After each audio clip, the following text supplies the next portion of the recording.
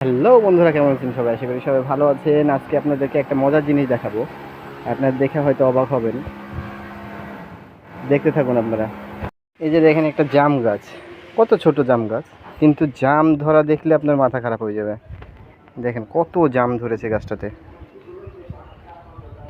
এই যে দেখেন কত বড় বড় জাম, দেখেছেন আপনারা?